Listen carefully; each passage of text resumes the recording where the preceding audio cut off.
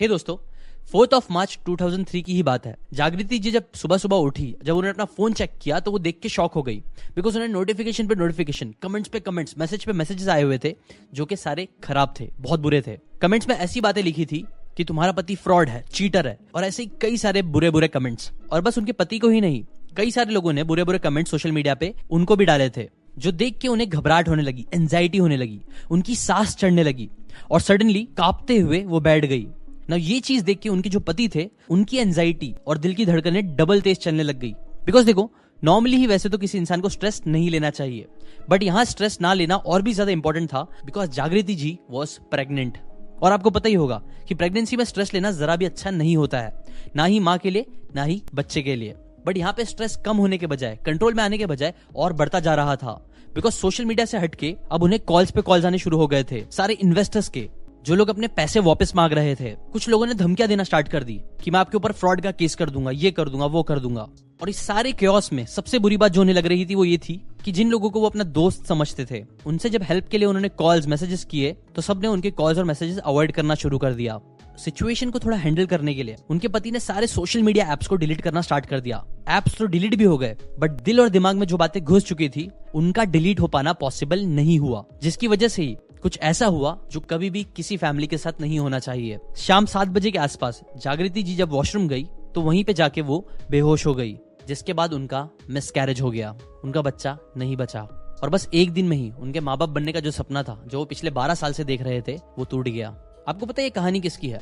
जागृति जी एक्चुअल में वाइफ है अरविंद अरोरा जी की, जो एक फेमस यूट्यूबर है जिन्हें आपने देखा होगा, जो शार्क टैंक पे गए थे, जो शायद उनकी लाइफ की सबसे बड़ी गलती भी थी।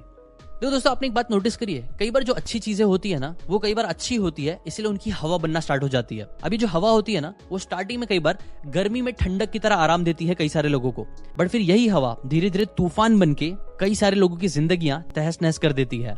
एग्जाम्पल, जब इंटरनेट आया था तो वो बहुत ही अमेजिंग टेक्नोलॉजी थी, उससे कई लोगों को बहुत सारा फायदा हो रहा था, इसीलिए फिर उसकी अच्छी सी हवा बनना स्टार्ट हो गई। लोगों ने उसे यूज करना स्टार्ट किया, उसका पोटेंशियल समझा, जिसकी वजह से ही 1995 से 2000 तक उसका बहुत बड़ा बूम आया। बट फिर ये जो हवा थी वो तूफान बनना स्टार्ट हो गई, जब लोगों ने इंटरनेट को अपने सर पे चढ़ा लिया। कई सारी कंपनीज जिनके पास कोई अच्छा बिजनेस मॉडल नहीं था, अच्छे प्रोडक्ट्स नहीं थे, कुछ वैल्यू नहीं थी देने के लिए, वो कंपनी भी रातों रात 10x, 20x, 30x, 50x returns देने लग गई थी।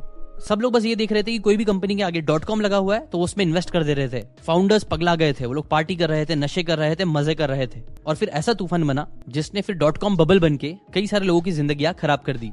और यही चीज देखना टाइम एंड अगेन कई सारी चीजों के साथ होता है, जैसे कि रियल एस्टेट के साथ भी ऐसी चीज हो चुकी है। गवर्नमेंट जॉब्स जिसका बहुत ज्यादा क्रेज है, वो भी आप देख सकते हो कैसी उसकी हवा बन के अब तूफान बन चुका है। वो स्टॉक मार्केट, क्रिप्टो करेंसी, और अब ये सेम चीज हो रही है आजकल स्टार्टअप्स के साथ। अब देखो, गलत मत समझो, आई एम रियली प्राउड, जहां एक टाइम बस celebrities, hero heroines, cricketers, singers या फिर पॉलिटिशियन को माना जाता था, आज ऐसा टाइम आ गया है जहां लोग स्टार्टअप फाउंडर्स को भी सेलिब्रिटीज की तरह ट्रीट कर रहे हैं। एक अच्छी हवा बनी है, बट अगेन ये हवा अब तूफान भी बन चुकी है, जिसकी वजह से कई लोगों की जिंदगियां बर्बाद हो रही है। और कहीं ना इस तूफान के चक्कर में आपका और हमारा भी नुकसान हो सकता है, बहुत बड़ा। इसलिए आज के इस वीडियो में आपके साथ स्टार्टअप दुनिया की अच्छाइयां नहीं, वो तो आजकल सब लोग बता रहे हैं, मैं आपको आज एक अमेजिंग बुक की हेल्प लेके स्टार्टअप के डार्क साइड्स बताने वाला हूँ, जिसे अगर हम लोग समझ लेंगे तो हम कई सारी गलतियां करने से बच सकते हैं। अब अगर कोई बोलेगा कि भाई मुझे तो स्टार्टअप करना ही नहीं है, तो भी आपको ये वीडियो देखना बहुत जरूरी है, बिकॉज स्टार्टअप के चक्कर में कई बार जो आम आदमी होते हैं, हम जैसे कंज्यूमर्स होते हैं ना, वो लोग भी कई बार जल जाते हैं। बिकॉज ये पूरा जो गेम चल रहा है ना, जो तूफान चल रहा है ना, वो हम समझते नहीं है, जो समझना बहुत जरूरी है। अच्छा देखो, अगर इस स्टार्टअप की गेम की बात करूँ ना, तो इस गेम में समझो 5 मेन कैरेक्टर्स होते हैं, बस समझाने के लिए बता रहा हूँ। फर्स्ट कैरेक्टर है हमारा फाउंडर, सेकंड है हमारे इन्वेस्टर्स, थर्ड है हमारे एम्प्लॉइज, फोर्थ है हमारे कस्टमर्स, आप और मैं, और फिफ्थ आते हैं ओल्ड बिजनेसेस। और कहीं ना कहीं इन 5 में पूरा देश कवर हो जाता है। इसीलिए स्टार्टअप का जो गेम चल रहा है ना, उसकी जो डार्क साइड है वो हम सब के लिए समझना बहुत जरूरी है। और इस पूरे गेम से रिलेटेड मेरा बहुत स्ट्रॉन्ग ओपिनियन है, जो मैं चाहता हूँ कि आप जरूर सुनना। वीडियो के एंड में मैं देने वाला हूँ, स्टार्टअप से रिलेटेड है।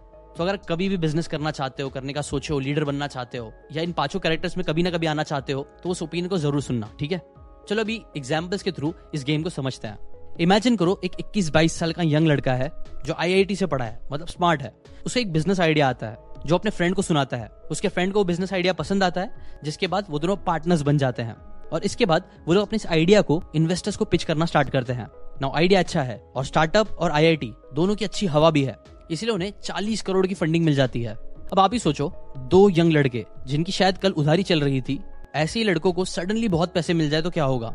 वेल देखो, मैं ऐसा नहीं बोल रहा हूँ कि ये लोग पैसे उड़ाना स्टार्ट कर देंगे अपने पर्सनल खर्चों में, जो थोड़ा बहुत होता भी है, बट मेन बात वो नहीं है।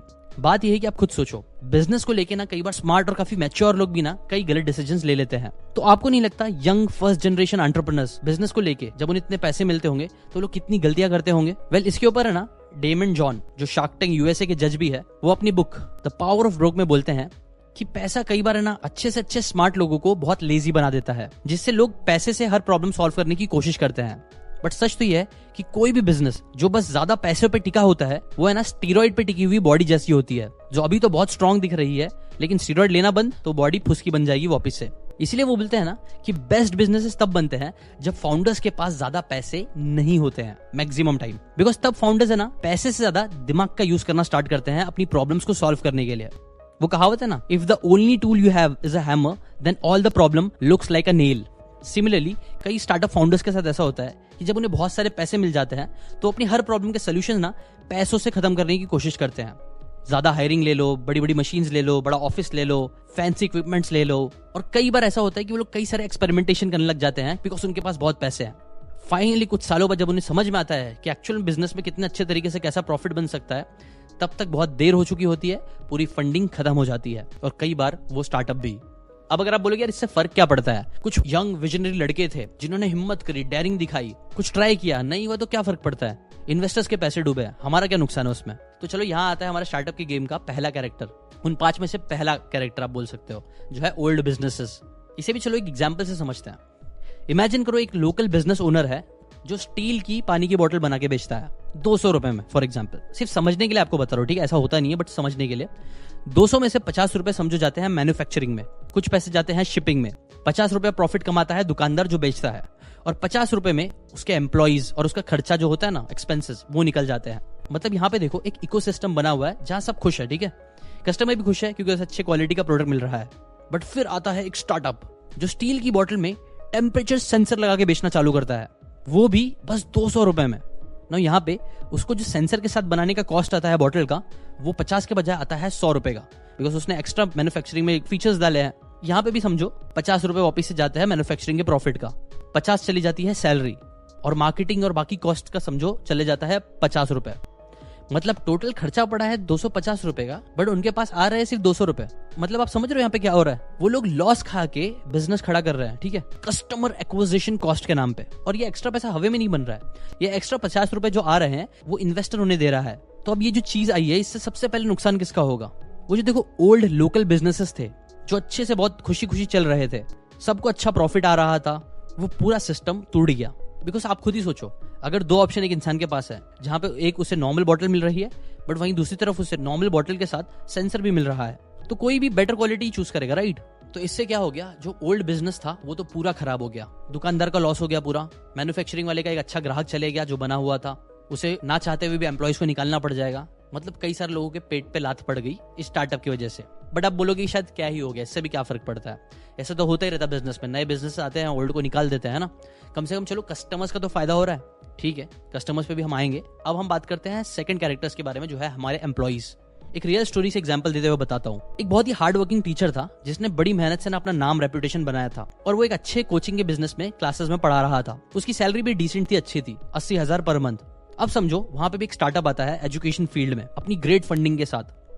अब वो क्या करता है, अब वो सेम टीचर के पास जाता है क्योंकि उसका रेपुटेशन है, नाम अच्छा है। वो बोलता है कि तुम मेरे पास आ जाओ, मैं तुम्हें 2 लाख रुपए दूंगा पर मंथ। अब देखो टीचर जो थे वो तो अच्छे थे, लॉयल भी थे, बट कोई भी इंसान ऐसा ऑफर कैसे रिजेक्ट कर पाएगा? डबल से भी ज्यादा सैलरी। वो तो ये सोचेगा कि हाँ यार इस जगह पे मेरी ज्यादा वैल्यू होने वाली है, तो चलो मैं छोड़ के जहां पे मुझे ज्यादा वैल्यू मिल रही है वहां पे जाता हूँ। ऐसा कई बार रियलिटी में हुआ है। बट फिर क्या होता है, फिर कुछ महीनों कुछ साल बाद स्टार्टअप वालों को रियलाइज होता है कि ओ शिट, ये तो टू मच हो गया। मतलब वो लोग बहुत ज्यादा पैसे लॉस कर रहे हैं लेकिन पैसे बन नहीं पा रहे हैं। तो फिर वो लोग क्या करते हैं, ओ ब्रिलियंट आइडिया। उन्हें रियलाइज होता है बिजनेस को प्रॉफिटेबल बनाना है तो कॉस्ट कटिंग करनी पड़ेगी। और कॉस्ट कटिंग में सबसे पहले वो लोग किसका नाम निकालते हैं? उन एम्प्लॉइज का जो लोग ओवरपेड होते हैं। सो क्या होता है, इस हार्ड वर्किंग अच्छे नाम वाले टीचर को जब ये लोग ने डबल पैसे देके लिए थे, तो उससे उनकी न्यू स्टार्टअप का नाम भी हो गया, थोड़े बहुत बच्चे भी आ गए, बट अब प्रॉफिटेबिलिटी इतनी नहीं आ रही है। तो वो लोग का पूरा जब फायदा हो गया, काम हो गया, तो वो लोग ने क्या किया, उस टीचर को निकाल दिया और उससे आधी से आधी सैलरी में एक नए टीचर को उठा लिया जो सेम चीजें बच्चों को पढ़ाएगा। बट बात इतनी सी नहीं है। बात ये थी ना कि जो नया टीचर था, जब उसे डबल से भी ज्यादा सैलरी मिली तो वो बहुत खुश हो गया और खुशी खुशी में उसने अपनी लाइफस्टाइल को इंक्रीज कर लिया। उसने अच्छी गाड़ी ले ली, लोन पे अपना घर ले लिया और अपनी लाइफस्टाइल को पूरी तरीके से इंप्रूव कर दिया। बट फिर क्या हुआ, उसका जॉब ही चले गया, जिसके जैसे ये जो टीचर था वो ना घर का ना घाट का रहा, जिसके जैसे वो डिप्रेशन में चला गया। वैसे तो मैंने एग्जाम्पल देके बताया हूँ, बट ऐसा कई सारे लोगों के साथ हुआ है। ऐसा कई बार न्यूज में आपने भी सुना होगा कि मास ले ऑफ चल रहा है, इतने सारे लोगों को उन्होंने निकाल दिया। सडनली लोगों की लाइफ अपने जॉब पे जो डिपेंडेंट थी वो सडनली स्टैंड स्टिल पे आ गई।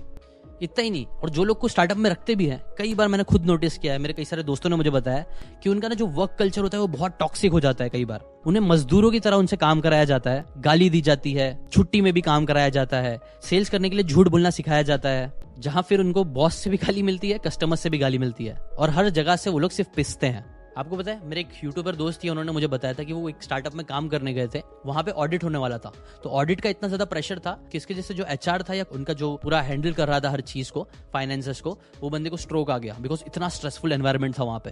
तो एम्प्लॉयज के साथ इतनी बुरी चीजें कई बार हो जाती है स्टार्टअप की वजह से। और ये तो मैं इस पे कुछ चीजें बता रहा हूँ, ऐसी बहुत बुरी बुरी चीजें एम्प्लॉयज के साथ हो जाती है स्टार्टअप्स में। अब अगर आप बोलोगे कि यार ये तो चलो ठीक है, कोई बात नहीं, ये तो चलो एम्प्लॉयज के साथ हो रहा है, बट मुझे तो स्टार्टअप का फाउंडर बनना है। तो चलो आते हैं हम नेक्स्ट कैरेक्टर पे स्टार्टअप से रिलेटेड, जो है हमारे फाउंडर्स। अभी यहाँ पे भी कुछ रियल एग्जांपल देता हूँ बिना नाम लिए। एक फाउंडर था जिसका एक स्टार्टअप आइडिया था, जिसपे वो दिल से बिलीव करता था। उसने दिल जान पसीना सब लगाकर स्टार्टअप बना लिया।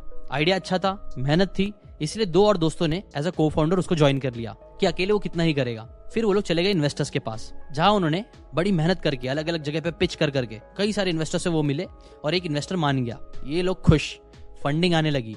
बट फिर फंडिंग के बाद आना चालू हुई मेन प्रॉब्लम्स। अच्छा, कई सारे लोगों को ये भी गलत फहमी होती है, कई बार ऐसा दिखाया भी जाता है न्यूज में कि यार इस स्टार्टअप को इतना बड़ा फंडिंग मिला है, बट ये चीज कितनी स्टूपिड अगर आप सोचोगे तो।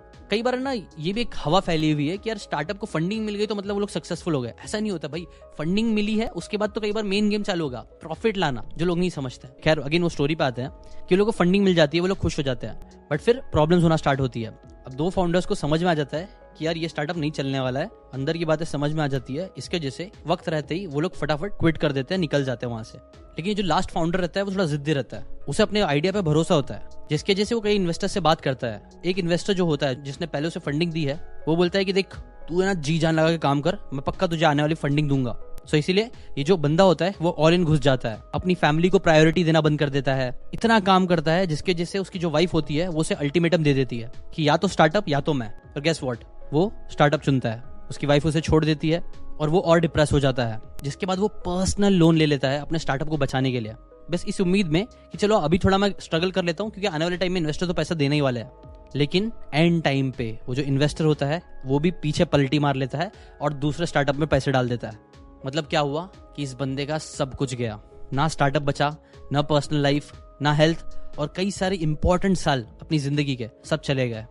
ये तो बस एक कहानी है, ऐसे कई सारे स्टार्टअप फाउंडर्स की कहानी है जो आपको और मेरे को कभी सुनाई भी नहीं देगी। क्यों नहीं देगी? Because they never became successful.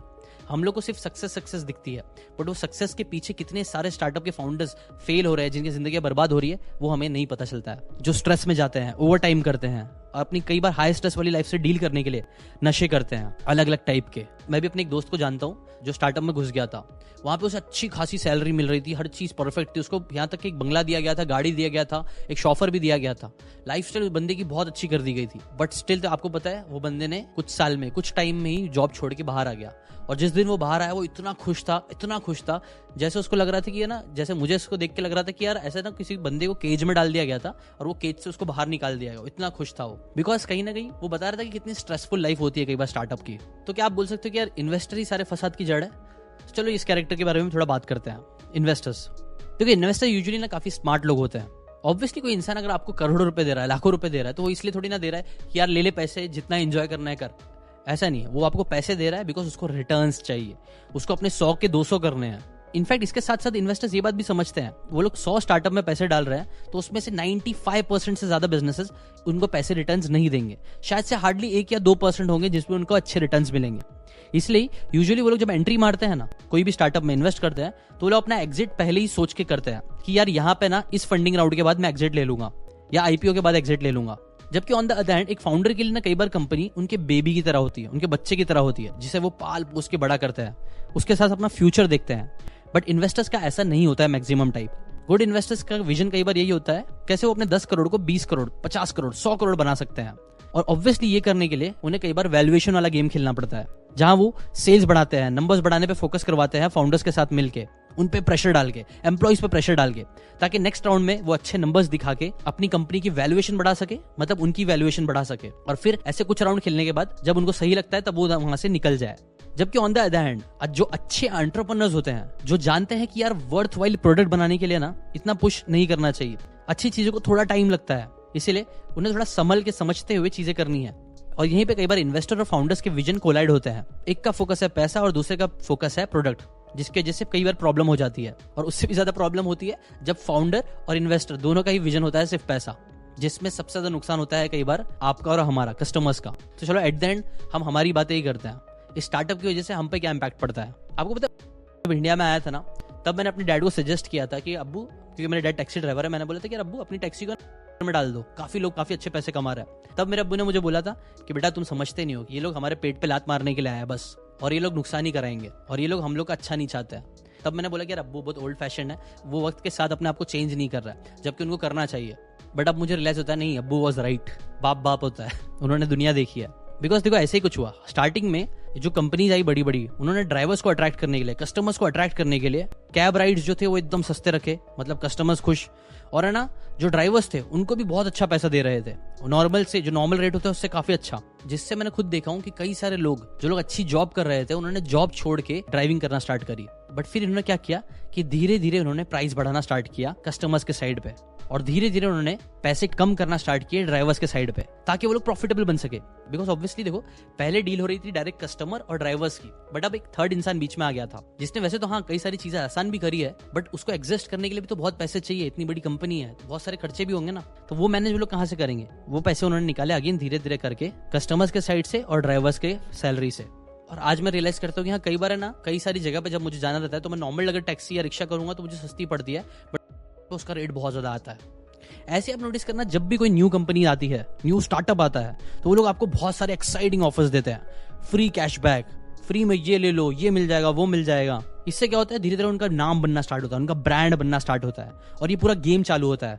Investors आते हैं, फंडिंग देते हैं, फिर नेक्स्ट राउंड होता है, कुछ इन्वेस्टर्स रुकते हैं, कुछ इन्वेस्टर्स प्रॉफिट लेके निकल जाते हैं, और एंड गेम तक जो लोग रुकते हैं वो लोग फिर आईपीओ लॉन्च करते हैं, जहां वो सारे लॉसेस जो अभी तक हुए थे, सारी प्रॉब्लम्स जो अभी तक प्रोडक्ट में थी, वो सब चीज मिला के वो लोग अपनी कंपनी को पब्लिक करते हैं, जहां वो अगर वैल्यू के हिसाब से देखा जाए तो शेयर का प्राइस होना चाहिए समझो 5 रुपया, तो उसी शेयर को वो लोग बेचते हैं 100 रुपए में, 200 रुपए में। और सारे लॉसेस का मतलब आप बोल सकते हो पे बैक का टाइम आता है आईपीओ के टाइम पे। और यहीं पे आप देख सकते हो एक विशियस सर्कल कंप्लीट होता है, बिकॉज स्टार्टिंग में फ्री कैशबैक किसको चाहिए थे? हमको और आपको ही चाहिए थे, कस्टमर्स को बहुत मजा आ रहा था फ्री में लेने।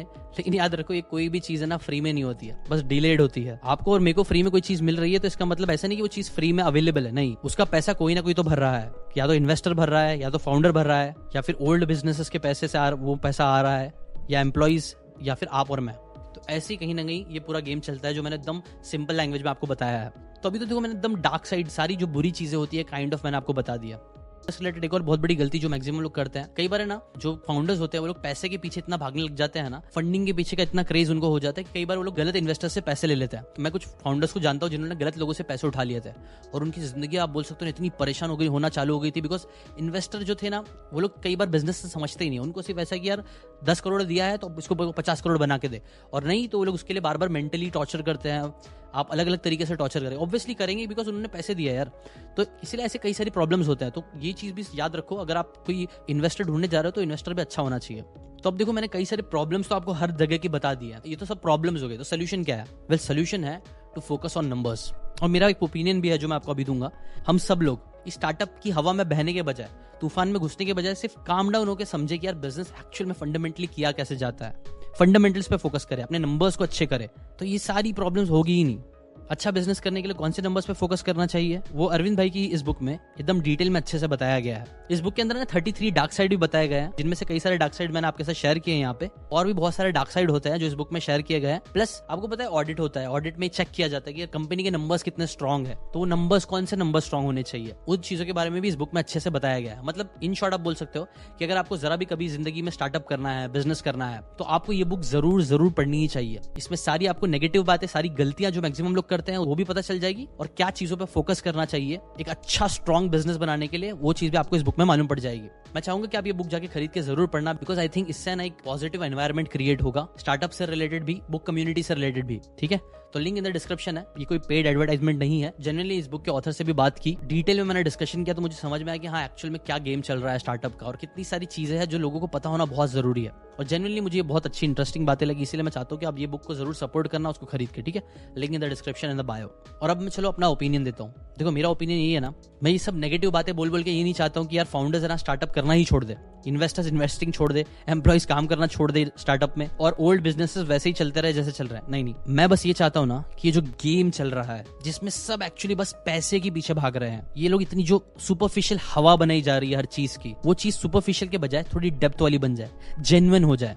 फाउंडर्स सिर्फ पैसे के लिए नहीं बल्कि जेन्युइनली लोगों की प्रॉब्लम सॉल्व करने के लिए बिजनेस खड़े करे। इन्वेस्टर्स सिर्फ पैसे कमाने के लिए नहीं बल्कि जेन्युइनली वो भी जिन कंपनीज पे बिलीव करते हैं उसमें इन्वेस्ट करे, ताकि वो फाउंडर्स के विजन को भी समझ सके। फिर एट द एंड जिससे ऐसा एनवायरनमेंट भी क्रिएट हो जहां एम्प्लॉइज को भी मजा आए काम करने, और एंड में आईपीओ निकलता है तो जो कस्टमर्स है, जो दूसरे लोग हैं, वो लोग भी बोले कि यार इतना प्यारा बिजनेस है यार, इसमें तो इन्वेस्ट करना ही चाहिए। वो लोग भी सिर्फ पैसे के लालच में नहीं बट जेन्युइनली ये चीज करे। जितना ये पूरा इकोसिस्टम में आप बोल सकते हो जेन्युइन चीजें ज्यादा होगी, मुझे लगता है ना उतना ज्यादा इतनी प्रॉब्लम सब चल रही है ना वो कम हो पाएगी।